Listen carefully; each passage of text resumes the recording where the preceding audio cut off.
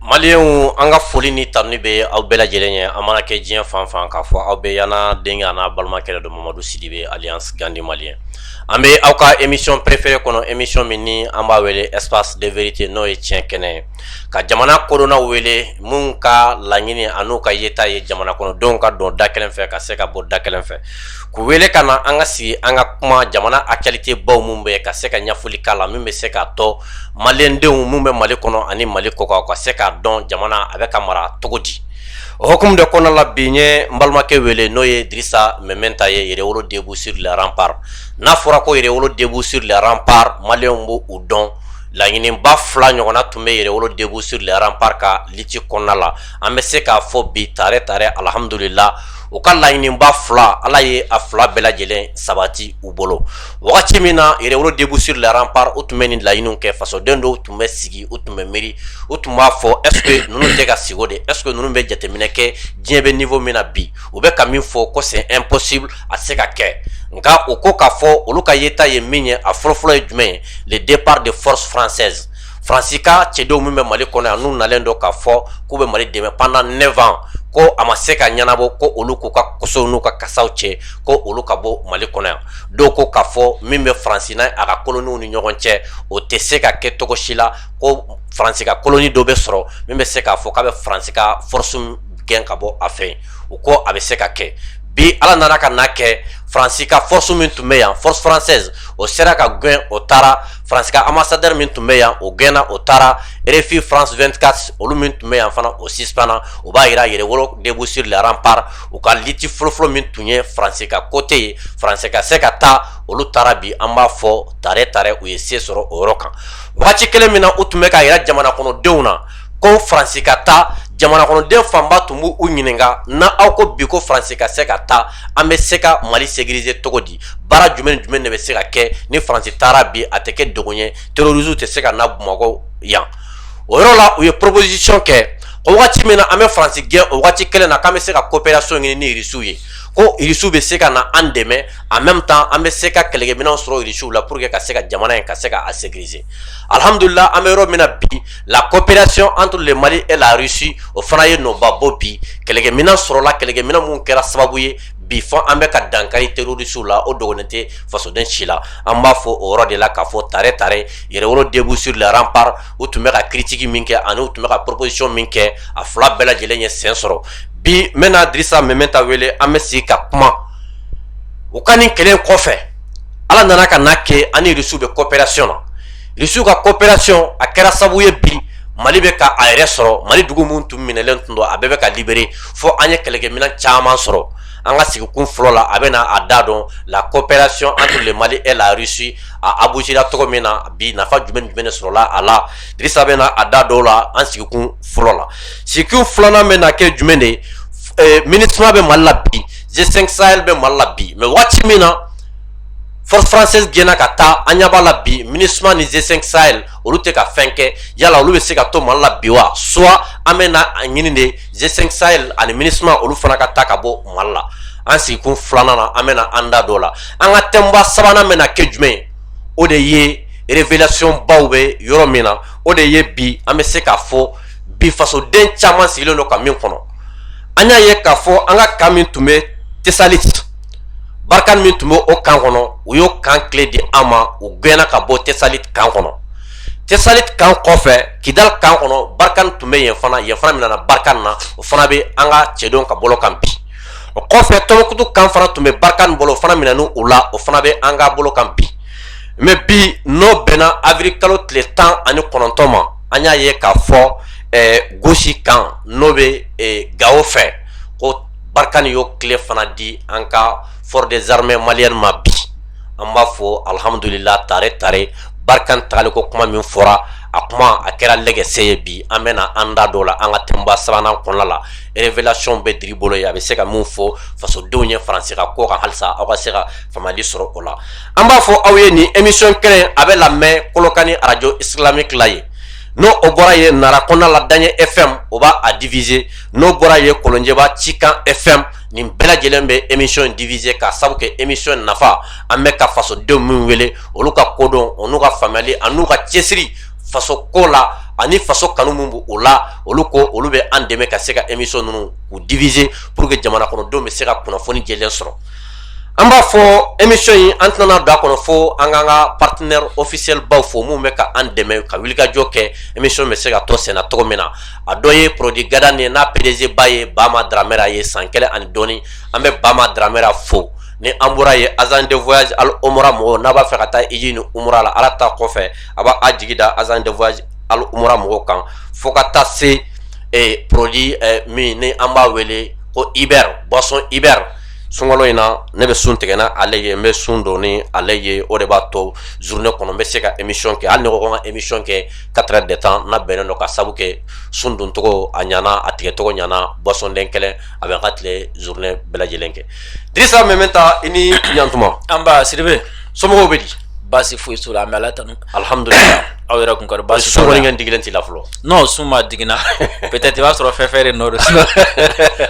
sinon sun ma digina Sidibe an b'aw fo kosɛbɛ alhamdulillah an bɛ sunkalo kɔnɔ an bɛ Ala subahanahu wa taala fo ka sɔli kiraba in kan ka dugawu kɛ fɛn bɛ sunkaloba in Ala ka timɛ ko ɲuman nɔgɔya an bɛɛ lajɛlen amina ya Ala y'a daminɛ ɲɛna Ala ka a ban ɲɛna dugawu minnu bɛ ka kɛ Ala ka dugawu ninnu minɛ surtout sunkaloba in ka kɛ sababu ye dugawu ninnu ka kɛ sababu ye jamana in bɛ dingɛ min kɔnɔ a ka bɔ a dingɛ kɔnɔna la ka barikaba don jamana in a dɛmɛbaw la ani minnu bɛ ka kɛlɛ kɛ jamana ye ani ka barikaba k'a sama ka bɔ mɔgɔ minnu bɛ yen nɔ n'u wulilen don k'u jɔ ko fo ka dankari kɛ jamana in na Sidibe an b'i fana fo kosɛbɛ i ka wulikajɔ la kɔrɔ yi bɛ ko tile b'i bolo sisan kɔrɔ yi bɛ ko n yɛrɛ kɛra awa guide ye sisan d'accord ne ye nouveau guide ye sisan aw bɛ n wele la donc an bɛ dugawu kɛ Ala ka kɔrɔ yi yɛrɛ ɲuman bɔ kuma fɔli la an bɛ dugawu kɛ kosɛbɛ halisa dugawu kelen don Ala ka studio kɛ Gandi international ye Ala ka kɛ télé international ye don ni a natɔ la ka taa k'i fo fana i ye présentation min kɛ yɛrɛwolo début sur les remparts kan vous savez ko ye min ye i b'a sɔrɔ ko bɛ daminɛ waati min na bɛɛ t'a faamu o waati a bɛ tagalen dɔw b'a faamu o bɛ nalen a bɛ tagalen bɛ dɔw b'a nafa ye kan donc ko ninnu nana ten dɔw y'a faamu ɲɛfɛ ka taga cɛkɔrɔba dɔ delila k'a fɔ n ye ko n'i ko ko i bɛna na kɔlɔn sen dugu kɔnɔ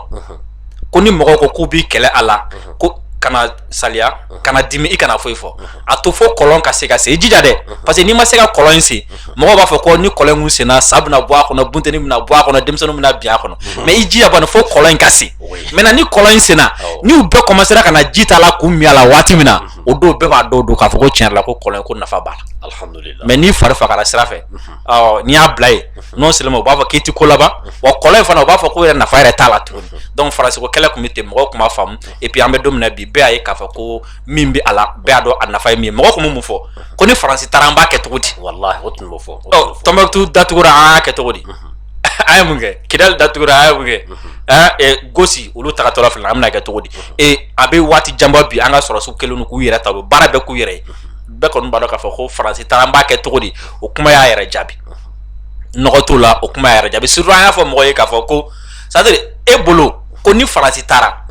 e bɛna gɛlɛya min sɔrɔ quoi faransi yɛrɛ de y'o gɛlɛya ye i m'a faamu faransi tagali yɛrɛ de faransi tagali de fura fɔlɔ ye quoi a bɛna fɔ ni mɔgɔ min bɛ fɛ ka wuli ka taga Segu sisan a solution fɔlɔ ye jumɛn i bɛ yɔrɔ min na f'i ka wuli ka bɔ yen kɔni i m'a faamu donc faransi tagali de tun ye solution fɔlɔ ye et alhamdulilayi o bɛ ka taga an bɛ dugawu kɛ halisa u ka continuer ka taga et puis baara ka taga ɲɛ fana quoi. Merci beaucoup Dirisa Mementa Diri aw ka wulikajɔ a ye nɔ bɔ an b'o fɔ bi a ka kɛlɛ a ye nɔ bɔ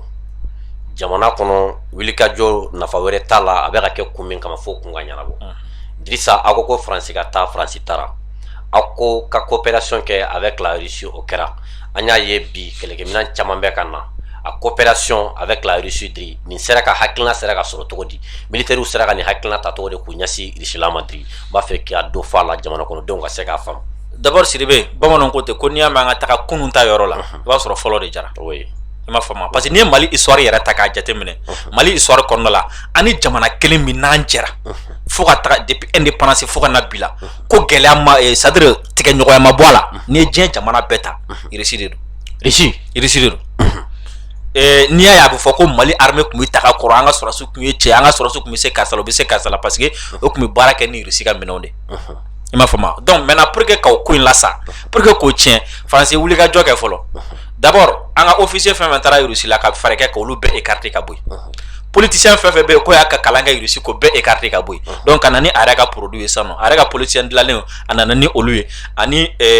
mɔgɔ minnu bɛ yen n'olu ye kalan kɛ ale ka bolo n'a ka fɛnw ka fɛɛrɛ bɛɛ kɛ pour que armée kɔnɔna la olu kana na fanga sɔrɔ mɔgɔ minnu ye kalan kɛ Russie tɔw kan parce que mɔgɔ minnu ye kalan kɛ Russie ni olu ye fanga sɔrɔ a bɛ sɔn ka kɛ sababu ye Mali bɛ sɔn ka segin ka taga Russie bolila la donc France ye baara bɛɛ kɛ pour que ka se ka o ko in bali n'i y'a jateminɛ an bɛ indépendance ta don min na surtout an ka armée yɛrɛ don min na yɛrɛ an ka armée yɛrɛ b'a yɛrɛ ta le 5 septembre ni Modibo ko bibi na Mali armée bɛ se a yɛrɛ kɔrɔ France drapeau ka jigin ka Mali drapeau yɛlɛ a nɔ la a y'a sɔrɔ fɔlɔ Modibo ye mɔgɔ dɔ de bila ka taga Russie la olu ka taga kalan kɛ olu natɔla ni minɛn dɔw ka na ɲɔgɔn fɛ o minɛnw de an ye baara daminɛ ni olu de donc ça veut dire que fɔlɔ-fɔlɔ min ye o ye an ye jɛɲɔgɔnya min kɛ kunun a kɛra wasa ye a kɛra bonya tigɛ ɲɔgɔn ma bɔ a kɔnɔna la donc i b'a fɛ k'a fɔ Modibo ye France gɛn ka jigi da Russie Modibo ye France gɛn ka taga voilà Modibo ye France gɛn ka taga Russie nɔfɛ ka na et puis Modibo ye fɛn dɔ kɛ mɔgɔ ti ka jateminɛ a asimina c'est-à-dire o ye jumɛn Modibo ye France gɛn non Modibo taara Russie nɔfɛ dɛ mais Modibo m'a fɔ ko bon France bɔra ka Russie don ka datugu ani Russie da la ayi Modibo ye France gɛn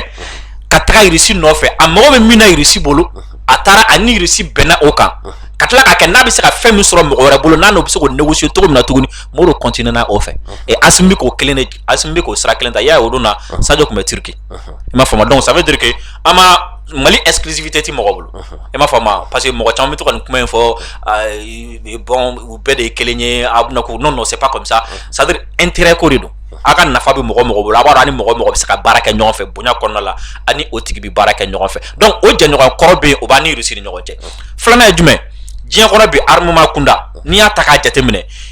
ni Russie ma kɛ fɔlɔ ye a bɛ kɛ filanan ye sɛbɛn minnu ye anw dun bɛ kɛlɛ de la anw bɛ sécurité la anw mago bɛ kɛlɛkɛminɛn de la kɛlɛkɛminɛn min bɛ yen ni a bɛ se k'an dɛmɛ ka kɛlɛ in ban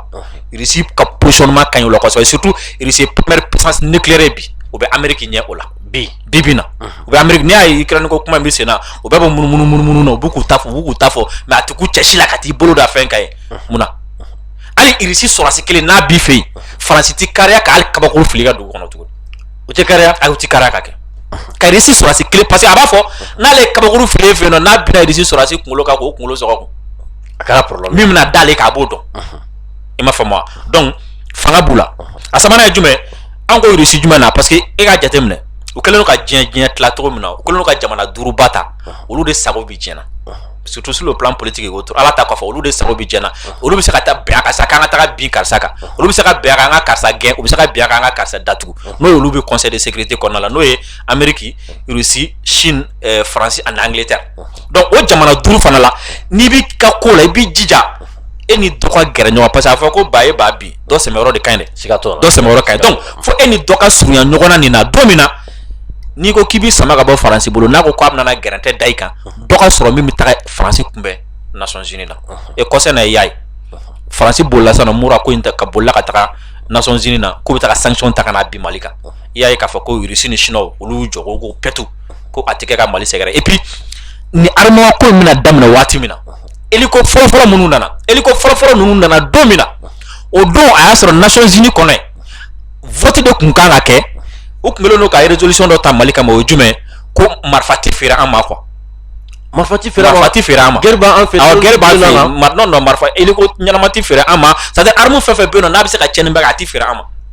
terroriste dun bɛ an ka yɔrɔ min awɔ dabangama kun don a dabara de pour que terroriste ka fɛrɛ an ma o la an bɛ taa an jigi da olu kan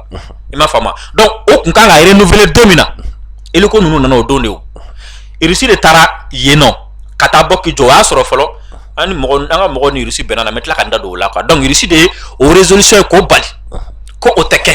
donc o ma renouveler min kɛ donc le Mali était libre cette fois-ci ka se ka minɛnw san et o don sufɛla bɛɛ hali o ma dugusajɛ kɔnɔ Russie ka sɔrɔ ka hélico naani fɔlɔfɔlɔ min ta nana o ka sɔrɔ k'olu ta ka n'olu bila Mali la donc e b'a fɛ k'a fɔ embargo i n'a fɔ embargo de tun bɛ an kan si kɛlɛkɛminɛn san Russie de nana ka embargo k'o ta ka bɔ an kan parce que u tun kɛlen don ka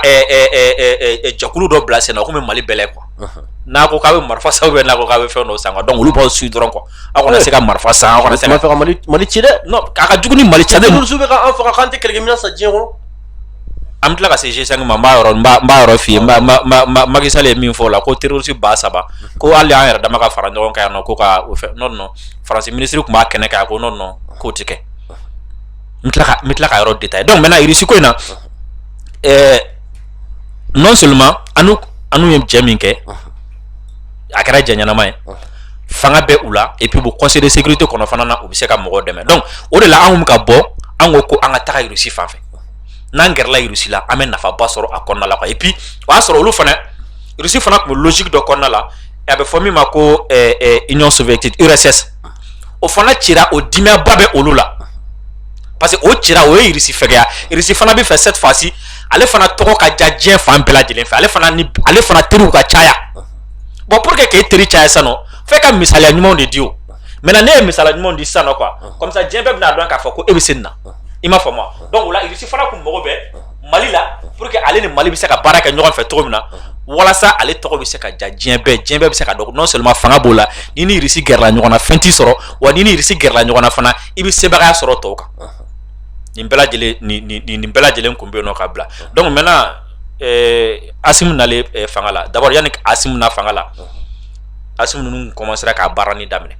k'a fɔ k'u bɛna gɛrɛ Russie la mais depuis Faransi sɔmin'o la a ye bandaw bila o la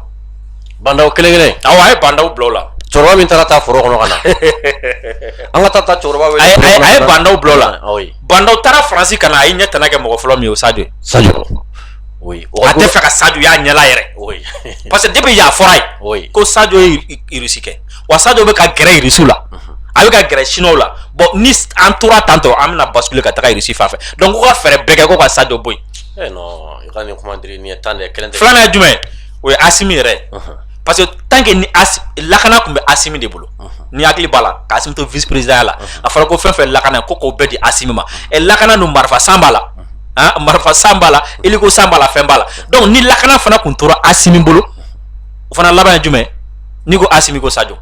o fana laban ye jumɛn an bɛna taga Russie fan fɛ donc ko bandaw fana ko bandaw de ye président ye quoi un vice président na yɛrɛ o ye nin de don a hakili la ye o ye un vice président na yɛrɛ e de ye président ye e bɛ ka to denmisɛnw bigi donc k'o écarter donc a y'u bɛɛ écarter ka bɔ yen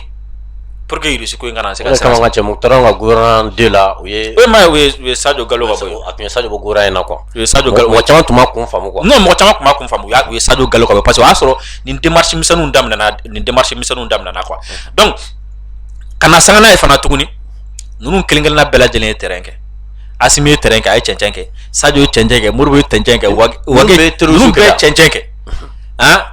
Diaw ye cɛncɛn kɛ non seulement u ye terrorisme kɛlɛ mais ninnu bɛɛ ni Faransi jɛra terrain kan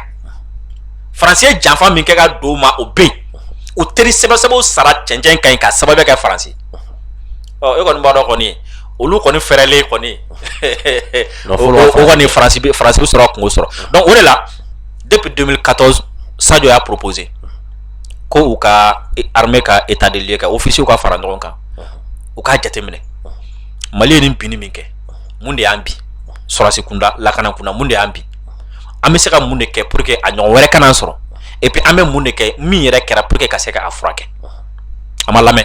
maintenant u nalen kɔsɛ in na u nalen fanga la ils ont fait la même chose également u y'a o kelen kɛ tuguni ka armée ta k'a lajɛ sisan nɔ an mago bɛ mun na an mago bɛ mun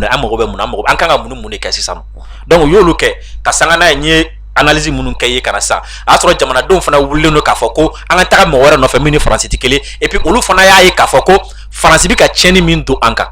donc u mununa cette fois-ci k'u ɲɛsin Russie ma maintenant e ka jateminɛ dɔrɔn yan'u ka taga Russie fan fɛ on avait une armée français yɛrɛ ka fɔli la une armée incapable mal formée mal équipée Faransi yɛrɛ tun b'o de fɔ a ma Faransi tun bɛ nin de fɔ u tun bɛ tile ka nin de fɔ a ma an ka journal la mal équipée mal formée k'a sɔrɔ o waati kelen olu yɛrɛ de bɛ k'an former san bi joli wallahi san joli an b'u ka bolo kan donc ni nin fɔra hakilima ye Sidibe ni nin fɔra e ye hakilima ye ko e bɛ ka kalan min kɛ e ka kalan cogo man ɲi e bɛ ka baara kɛ ni minɛn min ye k'a minɛn man ɲi ni nin fɔra e ni e ye hakilima ye e ka karamɔgɔ ani minɛn min b'e bolo e bɛ to n'o ye tuguni ya non i bɛ karamɔgɔ de fɔlɔ gɛn fɔlɔ k'a ka minɛnw bila ka minɛn wɛrɛ ɲini donc o komi ka tɔgɔ cɛ min ta ka armée sɛgɛrɛ a kɛra sababuya ye ka u yɛrɛ mangoya siɲɛ kelen parce que olu de y'a fɔ ko an ka armée équipée tɛ k'u tɛ fɛn dɔn alors que olu de bɛ k'an ka mɔgɔw former olu de bɛ ka tila ka maramafɛnw fana di an ka mɔgɔw ma tuguni donc an ka mɔgɔ nin bɛɛ dɔnnin kɔfɛ a dɔnnin kɔfɛ k'a fɔ ko Faransi ye san joli kɛ yan depuis 2013 n'u nana Faransi avion joli d'a ma bon ne hakili t'a la o ma di o ma avion foyi d'a ma an taara avion kelen min san n'u da kun b'o la o kɛra avion fiyɛntɔ ye fiyɛntɔ tɔgɔ di k'a ti yeli kɛ k'a fɔ k'a ti yeli kɛ non a ti yeli kɛ n'i taara avion san ka ban a tɛ se ka marifa ci o kɔni o ye fiyɛntɔ de o On est ton la bêtise là. Voilà. Comment dire, en plus de ça aussi, il te va radar comment là ça. Cap français toi. Il y a me dit là mais français radar de dama. Non ne ka radar ko kuma mais na ma ke transition yɛrɛ est ce que malien caman tun olu tun b'a dɔn radar yɛrɛ fɛn min radar ni drone ninnu an y'olu tɔgɔ mɛn sisan dɛ. Siribe ko an ka président kɔrɔla ka hinɛ la a ye faransi président deli Nations Unies la ka deli yɛrɛ de hɛn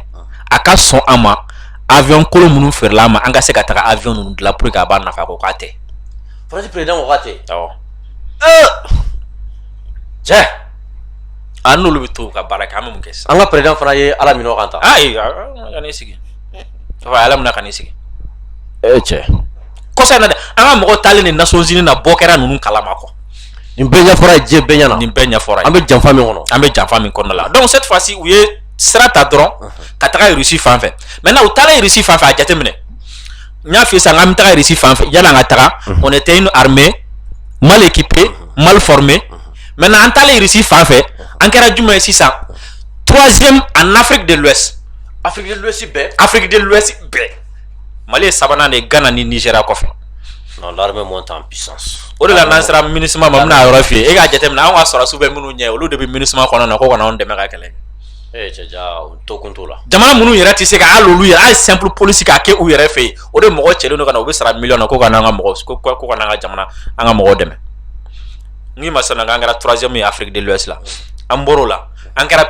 premier Mali ye première ye bi an ka armée ye première ye bi Afrique francophone na. Grâce à la coopération avec la Russie. Non, Dri tiens là. Nin bɛɛ tɔgɔ ye i b'a dɔn premier ni deuxième ti dun mun de bɛ dun terrain kan. Terrain kan. Résultat de bɛ ye. O résultat na Faransi yɛrɛ ko cogo di ko n'i y'a ye attaque bɛ ka caya Burkina ni Niger ko Mali sɔrɔsiw bɛ ka goni min don terroriste la dɛ ko terroriste bɛ ka Mali bila ko ka boli ka taa Niger ani Burkina. O jɔnwala ye. O tɛ jɔnwala ye. N'o jɔnwala fɔlɔ ye. O de la Faransi u ka sɔrɔsi ɲɛmɔgɔ min kun bɛ yan a bolila ka taga Burkina joona. Ko ale ɲɛ b'a la ko Burkina bɛ ka attaquer donc ko Barkhane pɛrɛlen don ko ka Burkina dɛmɛ. Olu dɛsɛra Mali la yan. Olu dɛsɛra Mali la yan. Ni Burkina bɛ ni a marabagaw n'u ma faamuyali sɔrɔ. O ye bɛɛ ɲɛ bɛ min na ye. Bɛɛ ɲɛ bɛ min na armée bɛ cogoya min na. Wa bɛɛ fana ɲɛ b'a la bi bi in na Mali armée de l'air est autonome. Yɛrɛma hɔrɔnya dan. O de bɛ armée de l'air. C'est-à-dire Mali armée de l'air mɔgɔ tɛ mɔgɔ la bi ka taa kɛlɛ kɛ. Malien yɛrɛ bɛ se ka avion boli. Malien yɛrɛ bɛ Mali avion ta. Malien yɛrɛ bɛ renseignement di ka taga terrain kan ka kɛlɛ kɛ ka segin ka na so. K'a sɔrɔ jamana wɛrɛ tɛ. Fɔlɔ hali ni an ka mɔgɔ tun bɛ fɛ ka taga dɔrɔn ka u escorter dɔrɔn an tun bɛ taga a ɲini Barkhane ni MINUSMA de fɛ. N t'a dɔn ni hakili b'a la u delila ka bubu comment dire la bubu bamanankan min fɔ cogo de ka bubu kunnada don dɔ la ka bubu to premier ministre la o y'a sɔrɔ an bɔra an ye manifestation dɔ kɛ attaque dɔ kɛra o attaque yɛrɛ bubu tagatɔla o yɔrɔ la ka taga filɛli kɛ a taara MINUSMA de ka avion na. O kɛra o kan bɛ k'a fɔ ko Faransi ka taga ko hali avion t'anw bolo an ka officiel bɛ taga filɛli kɛ. Non non an ka officiel bɛɛ tun bɛ voyager ni MINUSMA ka fɛn. Ɔ bi bi in na n'an ka mɔgɔw bɛ taga u bɛ taga an yɛrɛ ka avion na ka taga yɔrɔ lajɛ donc armée ni coopération in kɛra sababu ye an ka armée non seulement monter en puissance dɔrɔn tɛ dɛ an ka armée ye sebagaya sɔrɔ farafinna kɔnɔ ka sebagaya sɔrɔ jugu kan fo kana se an bɛ niveau min na bi fo jamana wɛrɛw de b'a ɲini an ka armée de l'air fɛ ko ka taga dɛmɛ don olu ma l'autre jour la Burkina y'a ɲini Mali fɛ. Burkina y'a ɲini Mali fɛ ko ka taga dɛmɛ don u ma. Sur le plan aérien. Nin ye révélation ye dɛ ka a ɲini an bɛ gɛlɛya min kɔnɔ Burkina ka tila k'o ye tuguni ka fɔ k'an ka taa olu bɔ bolo. Awɔ ko an ka armée de l'air ka ɲɛ o ma an ka avion ka taa gosili dɔ k'o fɛ concernant Burkina ɲininkali. Non, l'armée monte en puissance. Donc o de la armement ninnu ni fɛn ninnu na Sidibe yɔrɔ dɔ b'a la o yɔrɔ in ka bon kosɛbɛ. O jumɛn? Sidibe est ce que sɛ bɛ kan tigɛ ni marifa ye? Ayi. N'i ko ko mɔgɔ ka sɛ kan tigɛ n'a taara marifa ta a kɔrɔ ko sɛtigi ka yɛrɛ ɲini. Non o sɛtigi de bombarder tɔla ye sisan. Ko dɔ bɛ kuma la an bɛ ka taga niveau min na sisan a jateminɛ o don na Mi24P min nana a ka bon terroriste dɔrɔn kɛlɛli ma o. Ndri. Parce que ale bɛ kɛlɛ kɛ duguma a bɛ kɛlɛ kɛ sanfɛ radar b'a yɛrɛ la missile anti-char b'a la a bɛ to sanfɛ a bɛ char gosi o y'a bannen. non an ka kan ka de an ma sisan lance roquette b'a la fɛn bɛɛ b'a la n'i ye mɔgɔ ye ka taga armement san missile anti char bɛ min na est-ce que a sanna moto bolila de kama ayi moto bolila kɔni an tilara moto bolila ninnu ko de bɛ kuma la moto bolila ninnu kuma min na ko de bɛ kuma la na a faamuyalen don diri a bɛ ka faamu voilà a bɛ ka faamu radar ninnu san kun ye jumɛn ye a ma san dɔrɔn pour que ka moto dɔrɔn tɛmɛtɔla ye o ayi o kɔrɔ de ko den o den n'i bɔ i yɛrɛ la bilen k'e bɛ n'i tu fɛ ko ka fɛn dɔ kɛ anw fɛ yen an ɲɛ b'i la dɛ wa an bɛ se k'an to an fɛ yen bi ka tiɲɛni k'i fɛ yen k'an to Mali kɔnɔ ka tiɲɛni kɛ jamana wɛrɛ kan drone bɛ nalen a drone i bɛ se k'i to Mali la yan ka bonni kɛ jamana wɛrɛ kan drone wɛrɛw bɛ ka na tuguni awɔ a bɛ ka nalen diri kɛlɛkɛminɛn bɛ ka ca sa dɛ ayi mais an bɛ kɛlɛ de la o mais caman nana sa dɛ an bɛ kɛlɛ de la a k'a jateminɛ kɛ Russie y'o de faamu Russie y'a faamu k'a fɔ ko c'est vrai économie nafa ka bon fɛn ka bon mais jamana pour que i ka lafiya faut que a k'a sɔrɔ e puissance militaire de ye quoi c'est-à-dire lakana ka ne tɛ s'i yɛrɛ kɔrɔ ni mɔgɔ tɛ siri ɲɛ dɔrɔn hali n'i kɛra milliardaire ye a tɛ nafa ɲɛ quoi ayi non ni lakana kɔni kɛ n'i ka lakana sabatilen tɛ i bɛ kɛ voilà i bɛ dɔ de ka nasɔngɔ dafa voilà donc exactement a tɛ nafa ɲɛ quoi donc an bɛ ka armement minnu sɔrɔ a kun de ye ko mɔgɔ o mɔgɔ bɛ Mali la ko marifa b'a bolo ni sɔrɔsi tɛ a bɛɛ a minɛtɔla don a bɛɛ la hali a ti mɛn i b'a bila ou bien an bɛ taa minɛ i la diyagoya la o kɔrɔ ko mɔgɔ o mɔgɔ n'i sigilen don Mali mètre carré kɔnɔna la k'a sɔrɔ jamana ka yamaruya tɛ ko hali a ti mɛn i bɛ taa wuli ka bɔ yen bilen i bɛ gɛn Kidali kuma ka dɔgɔ nin ko in na an ka kilew bɛ ka da an ma i ma faamu wa donc o dynamique de bɛ sen na et puis non seulement an armelen don non seulement an bɛ se ka fɛn kɛ en plus de ça également an sɛmɛyɔrɔ ka ɲi o ye Russie ni Chinois ye voilà parce que olu fana y'a faamu sisan k'a fɔ ko depuis indépendance waati Mali tariku dogolen tɛ mɔgɔ la quoi n'i sera ka Mali sɔrɔ i ye Afrique de l'Ouest sɔrɔ n'i ye Mali perdu i ye Afrique de l'Ouest perdu Russie b'a dɔn bi n'ale ni Russie ni Mali sera ka ja ni nin ko in sera a dan na o ye Faransi sen bɔlen ye yan bɛɛ la ni Faransi sen bɔra yan bɛɛ la o ye Faransi sen bɔlen ye diɲɛ sɔrɔ baden de la quoi donc Russie ni Chinois fana y'a faamu n'olu fana y'u tɛgɛ di ɲɔgɔn ma sisan olu fana ka girin ni Chine ni Europe ni Amérique bɛɛ d'accord i m'a faamu donc maintenant an bɛ comment dire la an bɛ voilà i ka nin b'a to force française gɛnnen bi jamana kɔnɔdenw bɛ k'a ye bi k'a fɔ n'a ma ɲa k'a fɔ ko an ye Faransi gɛn ko bi ko kun t'a la bilen tuguni MINUSMA ka to yan soit G5 Sahel ko ka to Mali kɔnɔ yan diri yala aw bolo bi nafa bɛ MINUSMA ni G5 Sahel o toli ya nafa b'a la ou bien nafa t'a la de bi i b'a dɔn MINUSMA kun ye fɛn min i b'a dɔn c'est-à-dire n'i bɛ fɛ ka taga yɔrɔ dɔ la ka taga tiɲɛni kɛ i bɛ mɔgɔw fara i kan quoi n'a kun bɛ fɔ k'a fɔ k'aw bɛɛ y'a tiɲɛ ɲɔgɔn fɛ quoi i m'a faamu mais en réalité e de taara tiɲɛni kɛ quoi c'est-à-dire MINUSMA ye Barkhane ka couverture de MINUSMA ye Faransi ka couverture de ye quoi MINUSMA ye Faransi ka couverture de ye quoi o de la i y'a ye MINUSMA ɲɛmɔgɔ bɛɛ kun ye Faransɛw ye mɔgɔw bolo kalan mɔgɔw kɛlen k'o kuma caya u bɛ taga jamana wɛrɛ la i b'a sɔrɔ Faransɛ dɔ bɛ jamana wɛrɛ la u t'o ta ka n'o bila a kunna mais n'a sɛgɛsɛgɛ i b'a sɔrɔ nationalité française b'a bolo ka n'o bila MINUSMA kunna donc anw y'a ye k'a fɔ ko MINUSMA yɛrɛ tɛ yen Faransi de bɛ yen MINUSMA Faransi de ye MINUSMA tɛ yen Faransi de bɛ yen n'i ye MINUSMA bunte Faransi bɛ taga n'i ye Faransi bunte MINUSMA bɛ taga terroriste bɛ taga Takuba bɛ taga G5 bɛ taga nin bɛɛ dulonnen don Faransi de la nin bɛɛ dulonnen don Faransi de la et puis kɔsa na Macky Sall da y'a fɔ MINUSMA mɔgɔ wɛrɛ da m'a fɔ ko ni Barkhane taara ko jɔn bɛna na MINUSMA lakana olu nana ka na dɔw lakana olu fana ko olu fana lakana non c'est-à-dire Faransi don parce que Faransi sɔrɔsiw tɛ ka fɛn dɔ kɛ Faransi bɛ se ka MINUSMA bila ka olu kɛ quoi kunu Burkinabé ka sɔrɔsi min delila ka MINUSMA kɛ o témoignage dɔ kɛ kunu a ko cogo di ko ka 2016 fɛn ka olu to MINUSMA kɔnɔna la Blaise ka bolo kan a ko yanni Kabore ka na ko Blaise kun y'olu bila ka na MINUSMA la ko olu ka baara kun tɛ ko ka Mali protéger ka terroriste kɛlɛ dɛ k'olu ka baara de kun ye ko ni terroriste bɛna taga yɔrɔ min na k'olu de kun bɛ terroriste escorter Allahu Akbar awɔ ale sɔnna ka kuma ale nin dafa a diminen de y'a fɔ a ko munna a ye kuma in fɔ a ko gɛlɛya fɛn fɛn bɛ Burkina bi ko Burkina yɛrɛ ka ɲinini de quoi ko Blaise de ka ko ɲini parce que ko Blaise de terroriste ninnu mara Faransi ka yamaru kɔnɔna la k'u lamɔ Faransi ka yamaru kan ni Faransi ko ma ko nin kɛ a b'o kɛ ko ka terroriste ta k'u bila fɛ yen nɔ a b'u bila ka taga bibi mɔgɔ kan ko bibi na ko Blaise tɛ k'o la k'u yɛrɛ tila ka yɛlɛma ka na olu contre la donc ko ni terroriste ninnu kun bɛna taga ni MINUSMA ko mɔgɔ b'u la ou bien ni Faransi yɛrɛ mɔgɔ b'u la ko olu de ka baara kun ye ko ka t'o terroriste ninnu ta ka na u bɛna réunion kɛ n'u tilala réunion na u bɛ tila k'o terroriste ninnu ta u t'u bila kungo kɔnɔ tuguni MINUSMA ka baara filɛ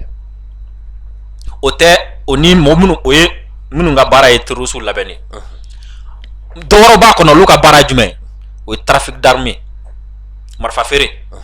parce que MINUSMA don parce que Nations Unies don taa ni ka segin ka nɔgɔ u ma u ka contrôle man ca yɔrɔ la donc dɔw bɛ MINUSMA kɔnɔ olu ka baara tɛ foyi ye marifa feere ani marifa kisɛ feere kɔ tant que u bɛɛ insécurité tɛ ban parce que olu bɛ bɔ ka balo la non parce que u b'a feere bandiw ma u b'a feere rebelles ma hali mɔgɔ minnu bɛ taa barricage k'a dɔw b'a sɔrɔ ninnu sababuya la u taara diɲɛ yɔrɔ yɔrɔ c'est la même chose o dɔw bɛ yen nɔ olu ka baara ye essence feere awɔ MINUSMA kɔnɔna la kɔni i m'a faamu donc pour que dɔrɔn k'a f'i ye ko u mana kɛlɛ la u ka sira tɛ kɛlɛ la et puis ni u bɛ taga yɔrɔ o yɔrɔ ni jamana fɛn fɛn b'a ka contingent u b'a fɔ de ko n'u taara u kana taa bila kɛlɛ la u mana kɛlɛ kama non u mana kɛlɛ la n'i taara Sebenikɔrɔ n tɛna a yɔrɔ tɔgɔ fɔ n'i taara Sebenikɔrɔ a sow bɛ yen MINUSMA mɔgɔw b'a kɔnɔ 1,500,000 par mois mɔgɔ min nana kɛlɛ la o bɛ taa so ta 1,500,000 par mois ayi non tiɲɛ yɛrɛ la mɔgɔ min nana kɛlɛ o 1,500,000 i b'o kun dɔn 500,000 ye so sara de en réalité so sara ye 500,000 de maintenant 1 million o ye augmentation ye quoi a b'a kɛ 1,500,000 donc o bɛ bɔ ka d'a ma donc a yɛrɛ b'a classer nɔ min bɛ so in kɔnɔ o bɛ tilancɛ ta a yɛrɛ bɛ tilancɛ ta business n'a ma ninnu gɛlɛma ye donc ale u bɛ nin business ninnu dɔrɔn de la yan nɔ mais en réalité ni Faransi taara u bɛ taga parce que Paris fana don Paris tɔgɔ di Paris fana don quoi c'est à dire ni u bɛna taga yɔrɔ min na sisan ni MINUSMA n'u taara yɔrɔ min tiɲɛ sisan o la n'u bɛna taa pour que bɛɛ bɛ dɔɔnin sɔrɔ o la u bɛ jamanaw wele ka na quoi MINUSMA bɛ boli ni maramafɛnw de ye u bɛ mobile de bolo u bɛ chariot bolo u bɛ carburant utiliser o donc a parima yɔrɔ ye jumɛn jamana dɔ bɛ yen nɔ i b'a sɔrɔ o jɔlen don ni essence ye o b'a ka tɔnɔ sɔrɔ yen jamana dɔ bɛ yen nɔ marifa min bɛ k'u bolo u jɔlen don o b'a jɔ ni o ye o jamana b'a ka tɔnɔ sɔrɔ yen jamana dɔ bɛ yen u bɛ boli ni blindé minnu ye o b'o di o b'a ka tɔnɔ sɔrɔ jamana dɔ bɛ yen avion minnu bɛ wolo o jamana in b'o di o fana b'a ka tɔnɔ sɔrɔ yen dɔ fana bɛ jɔ restauration na donc marché fitinin minnu bɛ yen papier aramu dɛ jisuma ninnu fɛn ninnu o la n'u nana aw ka jamana kan pour que k'aw yɛrɛ dama bila ɲɔgɔn na u b'a ka jamanaden dɔw ta k'o di olu ma o la n'a ko k'a bɛ kuma o kan dɔrɔn olu minnu dɔɔnin sɔrɔ a la olu bɛ wuli ka kɛlɛ daminɛ quoi oui o maliyɛn kelen-kelenninw fana bɛ yen sisan quoi i da maga Faransi ko la i da maga MINUSMA ko la dɔrɔn ouais parce que olu b'o marché sɔrɔ mais an ka mɔgɔw ko an ka jamana ɲɛmɔgɔw ko Nations Unies mɔgɔw ma ko MINUSMA mandat tɛ renouveler MINUSMA mandat k'a tɛ renouveler o kɛlɛ de bɛ sen na dɛ jeli o kibaruya duman ye o Américains ka ambassadeur ni fɛnw bɛ taa ni ka segin min na u bɛ taa ni ka segin kun ye jumɛn ko pour que mandat in ka se ka renouveler juin nata an ka jamana ɲɛmɔgɔw bɛ yɔrɔ min na bi u ko ɲɛ k'a tɛ renouveler n'a dafara MINUSMA bɛ taa n'a dafara k'an b'u fo donc MINUSMA bɛ duma kɔnɔ de la an bɛ don min na i n'a fɔ sisan parce que yan'o cɛ fɔlɔ u ye mun k'u la fɔlɔ u y'u ka avion jɔ hali MINUSMA kun ka dumuni jalan tali ka taga n'a ye u kun tɛ ka se k'a kɛ u tɛ se u kun tɛ ka se k'a kɛ parce que u y'u ka fɛn bɛɛ jɔ avion jɔra fɛn bɛɛ jɔra maintenant sisan n'u bɛ bouger u tɛ bouger u kunfɛ bilen dɛ n'u bɛ bouger u b'u sara an ka mɔgɔw de la fɔlɔ an bɛ fɛ ka blindé ta ka taga ɲɛgɛn na d'accord mɔgɔ dɔ b'aw suit ka taga a tɛ blindé ta ka taa kunfɛ bilen dɛ n'i y'a ye aw bɛ bila terroriste ɲɛ aw kelen de bɛ ka taga n'aw kelen de bɛ ka taga donc MINUSMA ko an bɛ yɔrɔ min na i n'a fɔ bi a tɔ tɛ bɛrɛ bilen i m'a faamu parce que an ka mɔgɔw tellement que an ka mɔgɔw bɛ ka recrutement kɛ ka dɔ fara jama kan pour que ka se ka base kɛ yɔrɔ dɔ la MINUSMA ninnu bɛna taga ka bɔ yɔrɔ la ka se ka bɛɛ occuper ensuite matériel fana an bɛ ka avion ko kuma ni radar ko kuma minnu fɔ sisan pour que région bɛ yen ka se ka base aérienne kɛ a région kelen-kelenna bɛɛ lajɛlen na i kana obligé tuguni k'a fɔ k'i bɛ avion ta ka bɔ Sevare ko ka taga Gawo ka taga kɛlɛ kɛ n'a ye ou bien k'a fɔ k'i b'a ta ka bɔ Sevare ka na Ɲɔnɔ ka na kɛlɛ kɛ n'a ye quoi non i b'a ta Segu siɲɛ kelen i bɛ Segu ta kɛ ni Segu avion ye i bɛ Tɔnbɔkutu ta kɛ ni Tɔnbɔkutu avion ye i bɛ Gawo ta kɛ ni Gawo avion donc an ka mɔgɔw bɛ k'o baara de kɛ sisan donc avion bila bɛɛ ka disposition na avion bila bɛɛ ka disposition na fan bɛɛ lajɛlen fɛ donc a fɔ ko taw dɔrɔn avion b'olu a bɛ taga baara kɛ a bɛ segin ka na donc MINUSMA bɛ yɔrɔ min na i n'a fɔ bi MINUSMA ka jour compté len don parce que u mana baara la u yɛrɛ nakun tɛ baara ye et puis baara in yɛrɛ a se tɛ u ye en réalité a se t'u ye de dɛ a se tɛ u ye k'a kɛ a jateminɛ kɛ MINUSMA kɔnɔna na mɔgɔ minnu b'a kɔnɔ la n ye Burkina f'i ye sisan ko Burkina sɔrɔdasi de b'a kɔnɔ Burkina sɔrɔdasi b'a kɔnɔ n m'a f'i ye sisan ko Burkina ko an ka tugu dɛmɛ sanfɛla la olu bɛ k'o fɔ en même temps k'olu bɛ ka na en même temps ko o sɔrɔdasi de bɛ yan MINUSMA kɔnɔ ko k'an ka jamana la ka na Guinée o sɔrɔdasi Sierra Leone o sɔrɔdasi Sénégal o sɔrɔdasi depuis ne ti ko dɔn kɛlɛ bɛ Casamance fo bi Sénégal ma se ka o rébellion ban fo bi o de sɔrɔsi hali kɔsa na o Casamance ye o ye Sénégal sɔrɔsi dɔw minɛ Gambie de deli kɛ pour que a sɔrɔsi bila olu bɛ anw fɛ yan nɔ ko kana MINUSMA kɔnɔna la ko kana an dɛmɛ ka fɛn kɛ ani a jamana misɛnnin dɔw bɛ yen nɔ mɔgɔ yɛrɛ t'u dɔn yɛrɛ o bɛɛ bɛ MINUSMA o bɛɛ de bɛ MINUSMA kɔnɔ yan nɔ quoi k'olu kana an dɛmɛ ko ka fɛn mais en réalité c'est-à-dire ni bɛɛ da donna la a b'a to n'i ko k'i b'u kɛlɛ i ni diɲɛ bɛɛ bɛ bila ɲɔgɔn na fɛn a technique y'o dɔrɔn de ye quoi o la en même temps Faransi b'a profiter ka se k'a ka baara tɔ kɛ quoi mais an bɛ don min na i n'a fɔ bi m'a fɔ ni ko yɛlɛmana dɛ jamana ɲɛmɔgɔ kalenkan ye min ye u ye ko sugu bɛɛ kɛ o de la hali o de ye mura ko in bɛɛ juguya parce que ko ka mandat in de renouveler Assimi ko non non an ma nafa y'a la n'a banna dɔrɔn a bɛ taa n'a banna d'accord Diri an y'a mɛn k'a fɔ an ka kanw an bɛ k'an ka kanw minɛ force Barkhane na sisan Tessalit kan minɛlen kɔfɛ o la ani Kidal ni Tombouctou bi an y'a mɛn k'a fɔ Gauche kan ko Barkhane dagalen tun bɛ yen fana k'a tile minɛnen u la bi ko Gauche kan bɛ an ka bolo kan bi Diri a kora in a bɛ cogo di Barkhane ye communiqué dɔ de kɛ o communiqué de yɛlɛ quoi ko ja fa tɛ mɔgɔ la bɛɛ ni minɛ cogo don siga t'o la n t'a dɔn ni hakili b'a la an ka gouvernement ye communiqué min kɛ ko u ka taa sans délai et puis a ma d'aw ma dɛ a y'a fara ka ko ko n'u bɛ taga ko a ka kɛ Mali ka surveillance kɔnɔ non an ka porte-parole du gouvernement y'a kuma fɔ a y'o fɔ a y'a kuma fɔ o ko bi ko olu bɛna taga ko u bɛ ka taga en bon ordre ko et puis en présence de l'armée malienne ko pour que u taalen kɔfɛ ko kuma kana caya tuguni quoi oui parce que communiqué min fɔra cɛ non tɔw bɛ k'an faamu yeah parce que n'olu taara sɔrɔ ka taara ka mɔgɔ ta kalama quoi ni ko min bɔra la o ko kana caya quoi donc u k'u ka minɛnw ta waati min na an ka mɔgɔw bɛ parce que ici piège dɔ tun b'u bolo ka da an ka mɔgɔw ɲɛ o piège tun ye jumɛn mɔgɔ ninnu ka laɲini de tun ye n'u bɛ Kidal bila don min na u bɛ Kidal di Sema ma n'u bɛ Menaka bila u bɛ Menaka di Sema ma n'u bɛna Gao bila don min na u b'a fɔ ko armée reconstituée o armée reconstituée min 80% bɛ kɛ Sema mɔgɔ ye o la u bɛ sɔrɔ ka Gao di olu ma Tombouctou fana armée reconstituée u tun b'o fana di olu ma o la n'o kɛra sisan nɔ olu b'o retirer i b'a sɔrɔ rebelle an ka kan bɛɛ kɔnɔ kɔnɔfɛla bɛɛ kɛra rebelle 80%. Cɛ donc olu bɛ kanw bila dɔrɔn ka kanw di o b'a bila dɔrɔn u b'a di rebelle ma o la u tagatɔ la o la u tun tɛ taga ni minɛn ɲɛnama ye bilen quoi o la u tun bɛ minɛn ninnu to rebelle ninnu ka bolo kan o la u bɛ se ka segin ka na kan ninnu kɔnɔ waati min ka d'u ye o la u bɛ rebelle ninnu pousser dɔrɔn u bɛ Mali attaquer dɔrɔn o ye jamana tilalen donc dɔw bɛ wuli ka jɔ tuguni k'a fɔ ko depuis France taara ko attaque bɛ ka kɛ foyi tɛ ka kɛ mais an ka mɔgɔw y'a ye yɔrɔ jan an ka mɔgɔw ko cogo di non non n'aw bɛ taa a b'a di Mali de ma mɔgɔ min bɛ taa sigi yen o bɛ Mali de ma o tɛ aw ma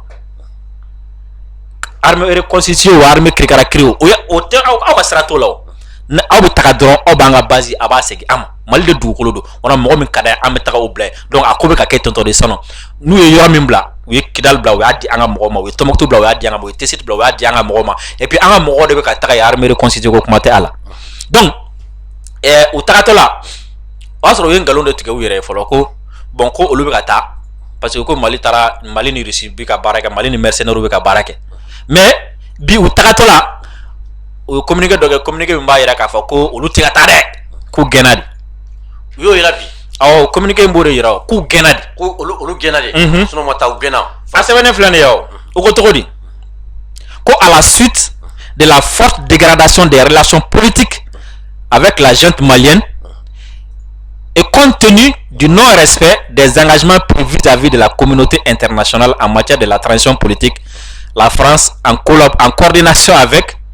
l'ensemble de ses partenaires, a décidé en février 2022 de réarticuler les unités de la force Barkhane hors du territoire malien. Donc il y a eu des choses qui ont été de coups on n'a pas bien à la on a jamana nyamo ka mingo ko kutake on ka moko ka election ko kutake o ko kele anga moko sur tout sala ka fa ko bita o takale djuma ko de ku gena et puis gena we fewre do akoro ko France bi fera boli kati do communauté internationale ko fe oui France bi ko o impliqué ko na sa France ko kuma de communauté internationale voilà imay ko donc ko kele ko communauté internationale de bena aka k'a fɔ k'olu ka force ka bɔ Mali la ko ka taga yɔrɔ wɛrɛ e de la k'o mɛn fɔlɔ ayi n ma deli k'o mɛn fɔlɔ communauté internationale e de la k'a mɛn fɔlɔ ko communauté internationale de Barkhane ka taa Niger non ma deli k'o mɛn fɔlɔ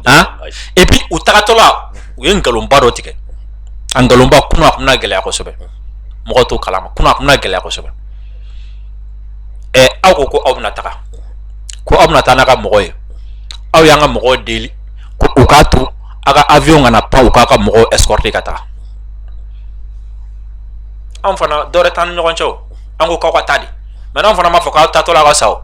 maintenant na tato la ni afra ka avion ka koroshi kata armée la be baros la kanana ça c'est normal maintenant ayo avion min taka na kana kabaka mo escorter kata aw ta sigidora ka communiquer ke ko ayo vol lo ke malukuna ko ka malu dugu do be no quoi pour que ko lu rassurer quoi samedi oui dri o ka vol quoi ni ma essayer ka vol coin détecter vol coin détail ni ndeyo c'est mo be ka sran ko non sran côté ko france ka vol de fena mali fengel la ko vol coin détail ni nde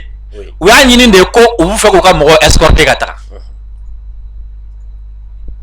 avion nana kana renseignement ta pour que ko mo ka sekata ka soro mayele min ka ko mo jume minnu ka bɔ gosi bi ka taga quoi voilà pour que olu tagatɔ la parce que ni n'aw bɛna armée kɔnɔ sɔrɔsiya la sisan n'aw bɛna déplacer ka taga yɔrɔ dɔ la a tɛ wuli ten ka taga quoi ou bien n'aw bɛna taga bi de sɔgɔmada na de a tɛ taga lajɛ quoi non a bɛ renseignement ta k'a lajɛ quoi parce que ni mɔgɔ min bɛna min da quoi i b'a sɔrɔ n'a y'a dɔn k'aw bɛna bɔ sɔgɔmada na depuis kunu a bɛ taga min bila quoi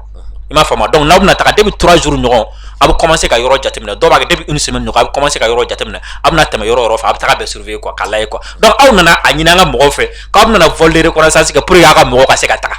pour que o bɛna bɔ kan kɔnɔ voilà donc u ka mirage 2000 bila ka na o nana o baara kɛ donc o nana o kɛ après u ka mɔgɔw bɔra sisan nɔ ka taga an balima na dɔ ye sigilen dɔ faransi ko k'u ka mirage 2000 hali o communiqué yɛrɛ kɛtɔ la tellement que n'i ye communiqué ye dɔrɔn i b'a dɔn ko nin tigi y'a garaba kɛ n'i ye communiqué ye dɔrɔn i b'a dɔn ko min y'a kɛ a ma kɛ ni hakilisigi ye quoi i m'a faamu parce que a y'a kɛ a ko mirage 2000 de l'armée de l'air a kun kan ka mirage 2002 l'armée de l'air mais a y'a sɛbɛn mirage 2001 a panna lettre D kunna quoi non o ye hakilisigi a ye kɔni b'a dɔn kɔni faransi académie bolo fɛn bɛɛ bolo de fɛ olu kɛtɔla ka communiqué kɛ fo olu bɛ taga erreur ko la ka faute ko la n'i b'a dɔn min y'a sɛbɛn a hakili wulilen de y'a sɛbɛn hakili wulilen de y'a sɛbɛn et puis min y'a sɛbɛn a manamana ko de sɛbɛn donc komi a gɛlɛyalen publication u y'a supprimer u y'a supprimer ka delili kɛ ka fɔ u y'a supprimer ka delili kɛ quoi ah sinon diri mirage 2000 ko kuma in tun bɛ ka ca dɛ u y'a supprimer ka delili kɛ fo dignitaire yan fan ninnu fɛ u ka sɔrɔ ka segin a kan k'a bila nɔ la et puis o fana bilatɔ la tuguni yɔrɔ n y'a fɔ n k'u panna lettre D de kunna o panna D ni E bɛɛ kunna o fana la yen nɔ o y'a bannen n'a bɛ k'a fɔ fɛn o panna D c'est juste pour vous dire que c'est à dire u m'a kɛ hakilisigi kɔnɔna la et puis u y'a dabɔ manipulation de kama quoi i m'a faamu o de la à chaque fois u b'a essayer je te jure hein ni faransi officiel u taara an ka jamana ɲɛmɔgɔw fɛ yen tellement que u b'u majigi tellement que u bɛ delili kɛ mais i b'a la kun dɔ b'a dɔn u t'u majigi ka delili dɔ kɛ sa k'a kɛ u karilen ka ɲɛji bɔ mais n'u y'o fɛn in sɔrɔ dɔrɔn u bɛ bɔ ka taa fɔ kɛnɛ kan k'u taara an ka mɔgɔ minɛ ko k'u ci ko ka fɛn dɔ minɛ o la imagine ka taga delili kɛ ka nin kɛ ka sɔrɔ ka bɔ ka taga nin kuma sugu fɔ ko olu taara yɔrɔ jumɛn de o ye dugu dɔw de tɔgɔ fɔ Bulkesi Tesi ko pour que ka olu rassurer alors que aw yɛrɛ ma assurer fɔlɔ aw yɛrɛ tagatɔ la aw ye américain wele olu yɛrɛ tagatɔ la ka bɔ gosi u ye américain de wele ko ka renseignement di u ma o bɛna ma jɔn bɛna jɔn de rassurer sisan aw yɛrɛ tagatɔ aw yɛrɛ ma avion sɔrɔ ka taa fo a taara allemand de deli ka avion ɲini a bɛna ka minɛnw don kɔnɔ ka taa aw nana mun de la kana sisan donc c'était juste la manipulation ani distraction de kun do quoi i m'a faamu pour que ka i n'a fɔ u kun mago bɛ min na i m'a faamu ka maliyɛnw ladimi parce que i b'a dɔn u ka jeune dɔ kɛ sisan c'est très important maliyɛnw kan ka dɔn an y'u gɛn solution foyi t'a la u bɛ taa mais fɛn kelen jumɛn bɛ se k'u to yan sisan fɛn kelen jumɛn bɛ se k'u ka tagali sumaya sisan n'an y'u attaqué oui u mago b'o de la sisan faransi mago b'o de la awɔ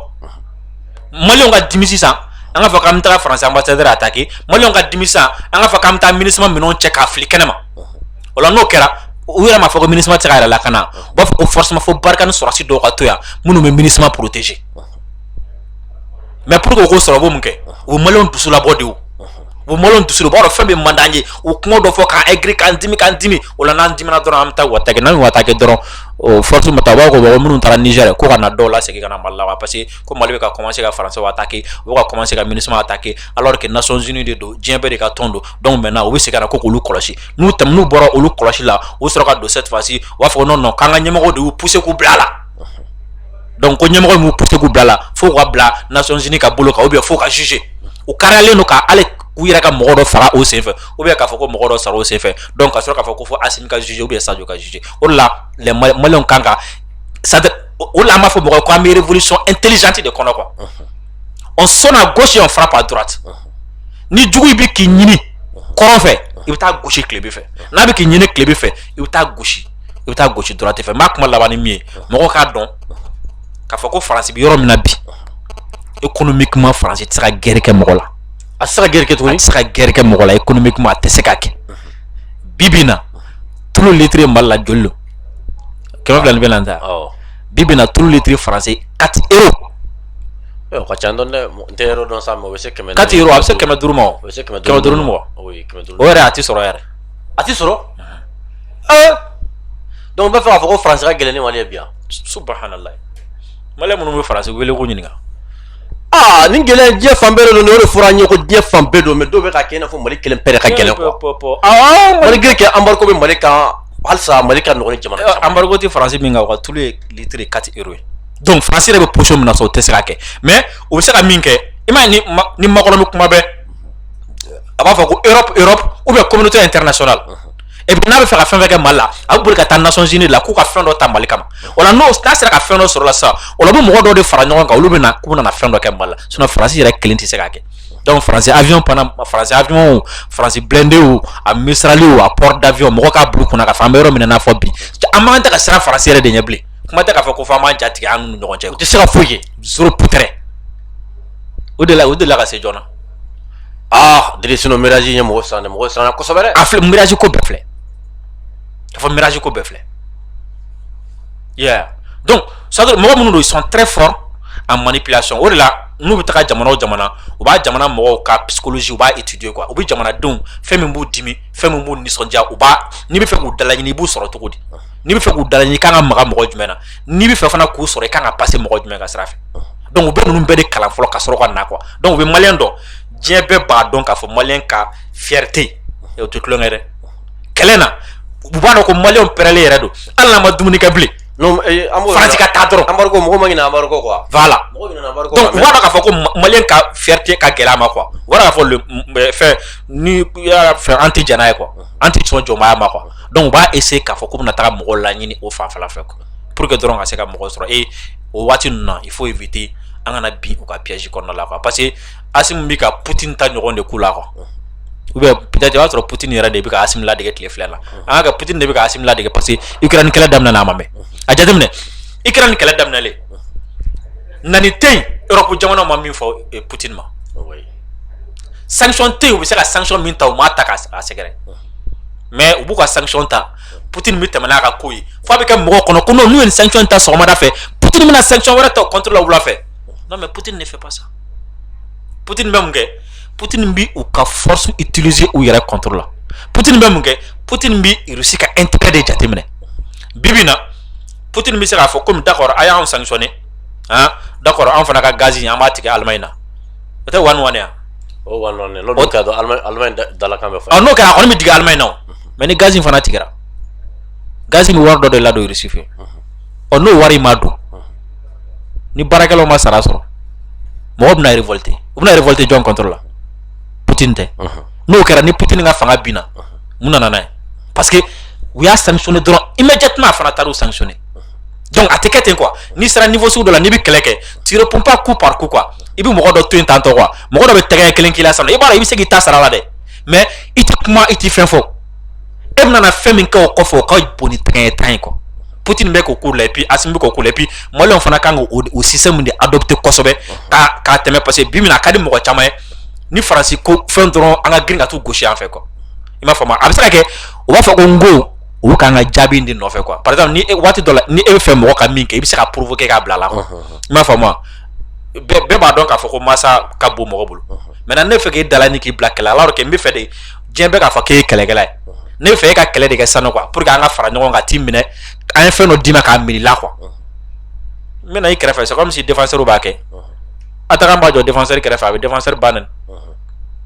na dimina na bo carton rouge abata du oui parce qu'on est là quoi o de yera donc c'est comme ça anu no nyogo wati dollar o ka fendo be no o mo be ka jabi 500 mo ka fɛn dɔ bɛ o mɔgɔ tɛ jaabi la quoi parce que u yɛrɛ mago bɛ an k'u jaabi de donc o waati an b'a kɛ n'a fɔ non an ma foyi ye mais en réalité an b'o gosi dɔrɔn ka taga quoi. D'accord. Diri ni famali ninnu sɔrɔla an bɛ se k'a fɔ kulu min ɲinan ka se cɛncɛn kan yala e yɛrɛ bolo bi jamana bɛ ka tagabolo min kan tan sisan est ce que a tagabolo a ka ɲi wa Diri? Ne bolo c'est à dire ni ko bɛ ka tagalen a ye moment donné ala yɛrɛ de b'a kanu ka jamakulu dɔ u degunnen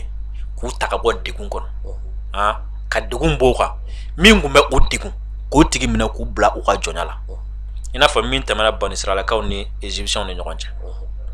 ala yɛrɛ de b'o kɛ waati dɔ et puis ne ka analyse la an b'o waati de kɔnɔ quoi i m'a faamu an mɛnna degun dɔ de kɔnɔ tɔɲɔli dɔ tun bɛ na a bɛ ka kɛ diɲɛ na ala yɛrɛ de bɛ fɛ ka o ordre mondial k'o falen sisan et puis i b'a dɔn ni ala bɛ ko o ko kɛ a bɛ sababu de k'a la a ye Mali k'a sababuya ye ordre mondial a falenni bɛ ka bɔ Mali de la c'est à dire k'a fɔ ko min niveau min na Mali dɔrɔn tɛ bilen farafinna ka sɔrɔ de sirilen don Mali la farafinna ka ɲɛta ani farafinna ka liberté de sirilen don Mali la sa o de la Faransi bɛ ka ko bɛɛ kɛ pour que ka Mali to dingɛ kɔnɔ o de la u bɛɛ bɛ ka fara ɲɔgɔn kan na mun na parce que u bɛ fɛ k'an tinti ka don ɲɛwa la an bɛ ka bɔ cogo min na bɛɛ bolo b'an bolo dugumana na n'an ye sanfɛla sɔrɔ dɔrɔn bɛɛ bɛ bɔ o de la hali farafintɔw y'o faamu farafinna bɛɛ bɛ ka boli bi ka na Mali la i m'a faamu wa o de la hali Faransi yɛrɛ y'a essayer ko a bɛ a yɛrɛ damana anti français créer u ye minnu wele ka taga n'u ye Montpellier ou bien yɔrɔ jumɛn ka taa ɲɔgɔnlan tourner ka taa u yɛrɛ kɛ Faransi nanaw ni ci fɔlɔ ye makɔrɔ mun na parce que Faransi b'a dɔn an filɛ nin yɔrɔ min na bi ko min na laban ninnu de ta la donc an ka fo dɔw dilan an k'olu bila la donc jamana min yɔrɔ min na bi an bɛ bɔli de la quoi parce que gɛlɛya caman bɛ jamana in kɔnɔ a bɛɛ kun sirilen don lakanabaliya de la n'i y'a jateminɛ ɲɔ da ka gɛlɛn bi n'est-ce pas Mali dun an ka balo fanba ye ɲɔ ni malo ye foro joli jenina ɲinan san kɔnɔna la ɔ foro bɛ jeni jamana min kɔnɔna la est ce que ɲɔ da bɛ se ka dɔgɔya ayi a ma nɔgɔ bɛɛ bɛ ɲɔnɔyanfan ninnu fɛ fɛn ninnu jaba ninnu ni o fɛn ninnu bɛ sɛnɛ yen kosɛbɛ ani an gɔyɔ ninnu n'a tomati ninnu n'a fɛn ninnu ɔ foro joli jenina ye jardin joli jenina ye est ce que olu bɛ se ka taga fɛɛrɛ la donc o b'a yira k'a fɔ o fana o daminɛ na gɛlɛya donc ni kɛlɛ ma kɛ ka na ni lakana ye o b'a yira k'a fɔ sɛnɛ tɛ se ka kɛ ni kɛlɛ ma kɛ ka na ni lakana ye o b'a yira k'a fɔ ko kalan denmisɛnninw tɛ se ka taga hali kalanso yɛrɛ la yɛrɛ ni kɛlɛ ma kɛ ka na ni lakana ye o b'a yira k'a fɔ ko hali baarakɛlaw yɛrɛ tɛ se ka bɔ u ka so ka tugu ka baaraw kɛ ni kɛlɛ ma kɛ ka na ni lakana ye hali jamanaden minnu bɛ yen n'olu ka baara ye commerce ye olu tɛna se ka taga minɛn ɲuman ta kɔfɛ ka na ni a ye hali jamana yɛrɛ kɔnɔ ka bɔ ka taa sugu la a ka gɛlɛn donc o b'a yira k'a fɔ ko lakanabaliya min ni an ka mɔgɔw bɛ ka u ɲɛsin o ma sisan n'o ye axe fɔlɔ ye o b'a yira k'a fɔ ko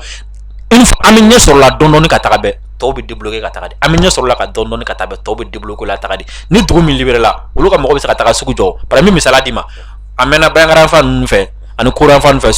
sugu bɛrɛ tun tɛ jɔ yɛrɛ mais sisan mɔgɔw bɛ ka commencer ka taga sugu la n'i taara sugu la i bɛ feere kɛ i bɛ wari sɔrɔ donc o b'a yira ka jamana bɛ ka taga sira min kan an bɛ ka taga lakana sira min kan ni lakana sɔrɔla a tɔ bɛɛ lajɛlen bɛ na dɔɔni dɔɔni et deuxièmement maliyɛnya a kun kɛra degun yɛrɛ ye quoi mɔgɔw kun bɛ maloya k'a fɔ k'u ye maliyɛn mais sisan e yɛrɛ bɛ wele k'a f'i ye ko vraiment nous sommes fiers d'être maliens bɛɛ bɛ fɛ ka gɛrɛ Mali de la bɛɛ bɛ fɛ i ni maliyɛn de ka ja wa bɛɛ bɛ fɛ k'a dɔn min bɛ ka kɛ Mali la et surtout bɛɛ bɛ fɛ ka hali Mali nationalité sɔrɔ o bɛ kɛ jamana min na mɔgɔ bɛ yɛrɛ ɲininka k'a ko jamana bɛ ka taga ɲɛ wa ou bien a bɛ ka segin kɔ donc o b'a yira k'a fɔ ko jamana bɛ ka taga ɲɛ de et surtout fɛn dɔ fana bɛ yen nɔ o ma nɔgɔn kosɛbɛ jamana tɛ yɛlɛma tile kelen sanfɛla falenna mais dugumana na o falenni bɛ tan ta mais ɲɛ dɔ bɛ sanfɛ mɔgɔw kun a kan ka jamanadenw lafiya dɔɔni fɔlɔ i b'a jateminɛ scandale tun bɛ wuli jamana in kɔnɔ journaliw b'a sɛbɛn de et puis tile fila an bɛ tɛmɛ ni scandale wɛrɛ mais min kɛra ka kɔrɔ o bɛ dɔn o ti jɔ mais sisan nɔ ni ko n'a ko k'a bɛ fereke enquête bɛ dayɛlɛ o nɔgɔnni fɛ ou bien a ko bɛ jɔ an b'a fɔ malikura ko mɔgɔ tɛ sonyani kɛ dɛ mais a fɔra ko malikura la ni min ye sonyani kɛ i nɔ bɛ minɛ ni min ka kan ko bɛ da i kan sinon sonyani tɛna jɔ sonyani tɛ jɔ binkani tɛ jɔ attaque tɛna jɔ mais a fɔra de ko ni min ye attaque ni min ko k'i bɛ attaque kɛ i bɛ ɲini i bɛ minɛ min bɔra kasumba la o don na ka taa Worobanto la n'a bolila a ma minɛ Kuremali voilà donc o b'a yira k'a fɔ n'an tora tan tɔ vraiment comment dire la sini bɛ ja et ne bɛ siran min ɲɛ dɔrɔn o ye mɔgɔ kana bulu kun na k'a fɔ ko kɛlɛ in banna ko fo k'a tɔnɔ dun sisan n'an y'o k'an b'a bɛɛ tiɲɛ parce que n'an ko kɛlɛ in banna an b'a tɔnɔ dun sisan Gandi e ni jɔyɔrɔ min ka kan mɔgɔ dɔ b'a fɔ k'a bɛna bila yen sisan dɔ bɛ fadenya daminɛ fɛ san e bɛ maliko kɛlɛ la e bɛ maliko kɛlɛ de la dɛ e bɛ ka maliko kɛlɛ e bɛ ka o de kɛ sisan nɔ dɔ b'a fɔ k'a bɛ na e ɲɔ e ladege sa pour que ka o minɛ e la sisan parce que a bolo ko kɛlɛ banna n'o kɛra n'a y'a minɛ e la ale dun ta ye maliko kɛlɛ ta ale wari ɲini na a b'a laban jumɛn na ale b'a laban tiɲɛni de la et puis mɔgɔ bɛ tigɛ a ko bɛɛ la siɲɛ kelen kɔ donc an bɛɛ k'i hakili to o yɔrɔ la. d'accord donc ka kuma kuncɛ kuma. n ka kuma kuncɛ kuma ye min ye an bɛ fɔ kosɛbɛ ka dugawu k'i ye n'i taara so maramu kana kuma caya ko sun tigɛra k'i to kɛnɛ ma. kuma caman sɔrɔ d'accord an bɛ fɔ ni an siranna e ka niveau ɲɛ sinon ne ta kɔni ye ko o sigilen dɔ sen kan. e ta sigilen dɔ sen kan. sani ne ka na ne t'a négocier quoi. d'accord an bɛ dugawu kɛ ala ka comment dirais-je la halisa jamana ye ala ka bɔ. amina jamana ye ɲɛmɔgɔw ala ka u mɛn an bolo. amina c'est à dire ala ka an bɛɛ kɛ jamana jɔra ala ka n'an kɛ jamana cilaw ye mɔgɔ bɛ yen ko a bɛ ka kɛlɛ kɛ Mali ye an b'a ɲini ala fɛ ala k'olu ka kɛlɛ kɛ. amina yarabi. fɛn o fɛn bɛ yen k'u bɛ ka kɛlɛ kɛ Mali juguya la an b'a ɲini ala fɛ ala k'olu fana ka kɛlɛ kɛ. amina o danga ye dɛ. awɔ ala k'u fana. Maliyɛnw an b'a fɔ aw ye ni ne tun ye an ka bi émission espace de vérité n'o tiɲɛ kɛnɛ ye an b'a fɔ ala ka an bɛn a ɲɔgɔnna wɛrɛ ma wasalam.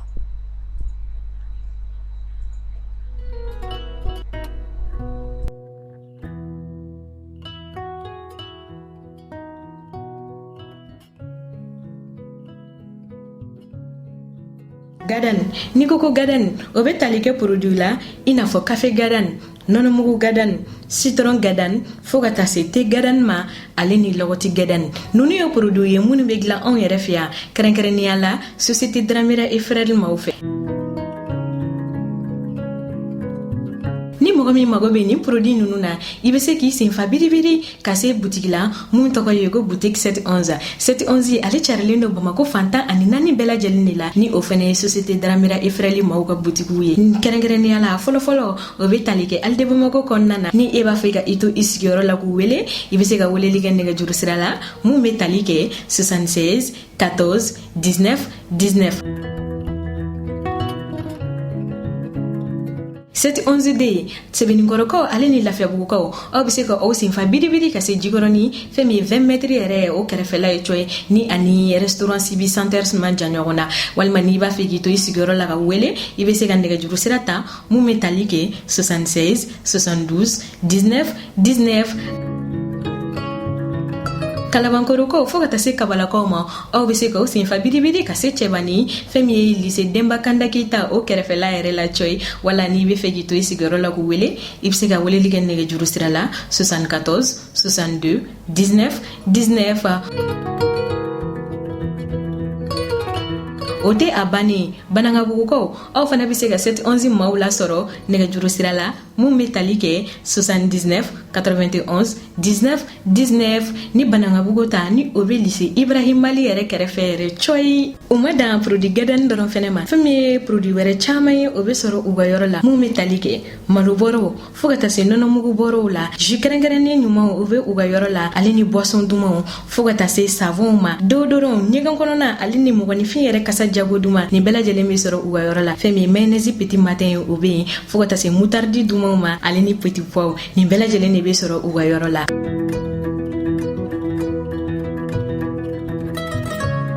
ka wasa sɔrɔ dumuniko ta fanfɛla fɛ a fɔ ko société Dramera et Frères lafiya bulonba.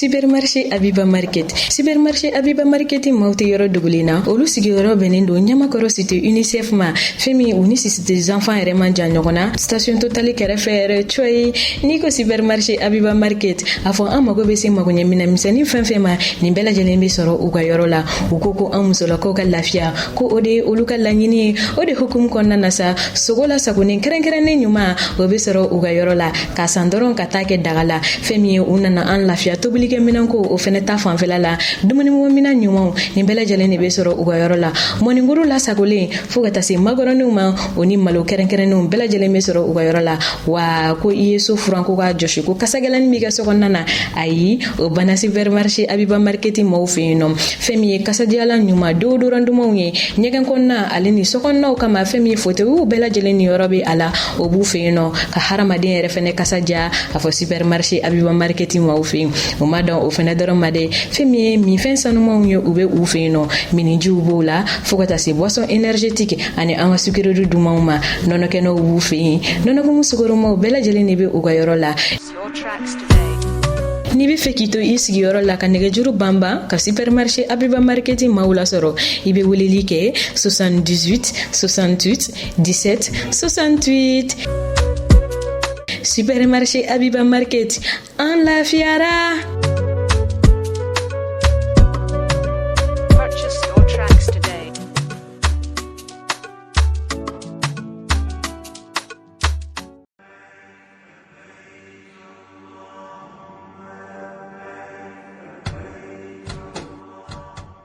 Al umra be silamɛw kunnafoni k'a be duguta kɛrɛnkɛrɛnnen min labɛn san 2022 umra ogumu kɔnɔna na ko o tɔgɔsɛbɛnw bi sen na hinjikɛla minnu b'a fɛ ka taa umra la ɲina sunkalo dɔgɔkun fɔlɔw la ni o b'a daminɛ avril kalo tile 4 ka taa bila a tile 18 na san 2022 ko o musakaw bi t'i jɔ sefa wari miliyɔn 2 ani 280 na minnu b'a fɛ ka taa sunkalo dɔgɔkun labanw na n'o b'a daminɛ avril kalo tile 17 ka taa bila mai kalo tile 2 la san 2022 o musakaw bi t'i jɔ sefa wari miliyɔn 2 ani 120 na Al umra b'a da silamɛw kulo kan ko tɔgɔsɛbɛnw bi sen na halisa minnu b'a fɛ ka taa rajaba kalo o dɔgɔkun labanw duguta la ni o yɛrɛ bolodalen do ka bɛn février kalo tile 22 san 2022 ma Al umra be silamɛw fo minnu ye danaya da u kan wa a bi welewele da kɛ u bɛɛ lajɛlen ka boli joona ka n'u tɔgɔw sɛbɛn ni ka duwawu kɛ u ka taa ni ka segin ɲuman na Saudiya jamana kan ka fara o bɛɛ lajɛlen kan Al umra ye cakɛda ye min be biyew feere minnu bɛ dugutaw kɛ ɲɔgɔn fɛ ale ni kelenna dugutalaw ka taa diɲɛ jamana bɛɛ lajɛlen na min yɛrɛ la ani kɔnpanyi caaman de bɛ baara kɛ ɲɔgɔn fɛ sɔngɔ nɔgɔman na ka fara o kan an bɛ visa di Dubai tagalaw ma ka assurance labila dugutalaw ye bolimafɛnw ale ni fɛn caaman wɛrɛ an ka musaka sarasiraw ye Orange Money MoneyGram Ria ale ni Western Union Al umra sigiyɔrɔ bɛnnen do immeuble Fatoumata Soumaré ma rue Baba Jara porte 460 ka ɲɛsin immeuble Jige 3 ma nɛgɛjuru siraw 20 24 34 78 20 22 24 74 walima 64 28 28 15 66 78 78 68 68 76 51 juru walima 76 15 77 84 an ka email alomrabas@yahoo.fr an ka bɔlɔlɔsira http://alomra.com